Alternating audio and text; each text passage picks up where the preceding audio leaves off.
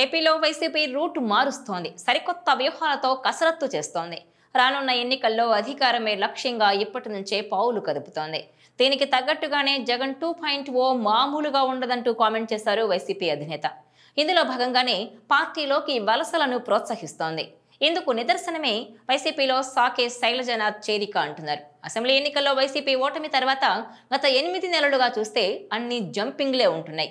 విజయసాయి రెడ్డి లాంటి కీలక నేతలు కూడా గుడ్ బై చెప్పేస్తున్నారు. ఈ నేపథ్యంలోనే అసలు పార్టీలో ఉండేదెవరన్న చర్చ సాగుతోంది. ఒక్కొక్కరుగా నేతలు పార్టీని వీడిపోతుండడంతో క్యాడర్ డేలా పడిపోతున్నారు. ఈ క్రమంలోనే వైసీపీ అధినాయకత్వం దూకుడు పెంచినట్టు కనిపిస్తోంది. శ్రేణుల్లో జోష్ నింపేందుకు వ్యూహాలు రచిస్తోంది. అందుకే చేరికలను ప్రోత్సహిస్తున్నట్టుగా తెలుస్తోంది. ఇందులో భాగంగానే కాంగ్రెస్ నుంచి భారీ ఎత్తున చేరికలను ప్రోత్సహిస్తోంది. గతంలో పార్టీలో చేరేందుకు ఇంట్రెస్ట్ చూపించిన వారికి పిలిచి మరీ కండువాలు కప్పుతోంది. రాష్ట్ర విభజన తర్వాత ఏపీలో తుడిచిపెట్టుకుపోయిన కాంగ్రెస్లో ఇంకా కొంతమంది సీనియర్లు ఉన్నారు. వైసీపీ వారికి గాలమేస్తున్నట్టుగా తెలుస్తోంది. ఈ మేరకు అనంతపురం జిల్లాకు చెందిన మాజీ మంత్రి సాకే శైలజనాథ్కు స్వయంగా కండువా కప్పి మరీ పార్టీలోకి ఆహ్వానించారు జగన్. ఇదంతా రాజకీయ వ్యూహంలో భాగమేనని అంటున్నారు. షర్మిల నాయకత్వంలో కాంగ్రెస్ పార్టీ చీల్చే ఓట్లు తనకు ఎప్పటికైనా మైనస్తే అనుకుంటున్న జగన్ ముందుగా ఆమెను రాజకీయంగా బలహీనం చేసే ప్రణాళికలు సిద్ధం చేసుకుంటున్నారు.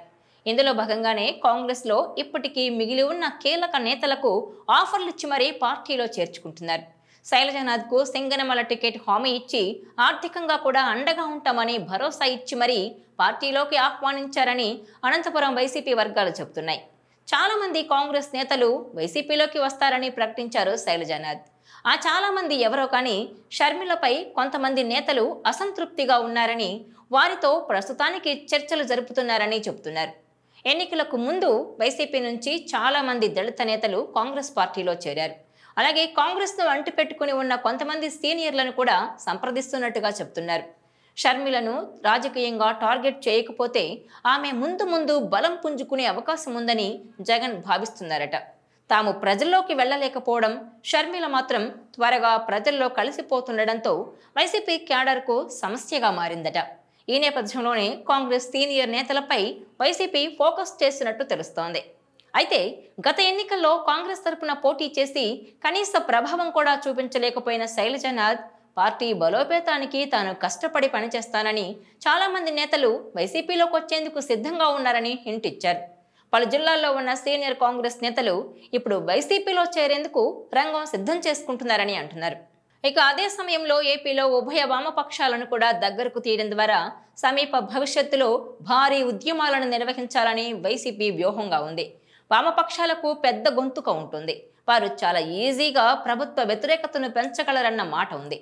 అందువల్ల వారితో పొత్తులు పెట్టుకుంటే రానున్న కాలంలో ఏపీలో బలంగా ఉన్న కూటమికి ఆల్టర్నేషన్గా మారాలని చూస్తోంది.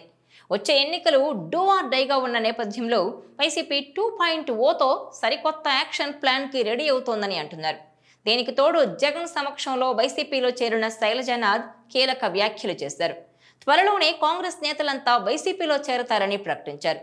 ప్రజల తరపున వైసీపీ జగన్ పోరాడుతున్నారని, అందుకే ఆయన విధానాలు నచ్చడంతోనే వైసీపీలో చేరినట్టు పేర్కొన్నారు. కూటమి ప్రభుత్వం వచ్చినప్పటి నుంచి ప్రజా వ్యతిరేక విధానాలు అవలంబిస్తోందని విమర్శించారు.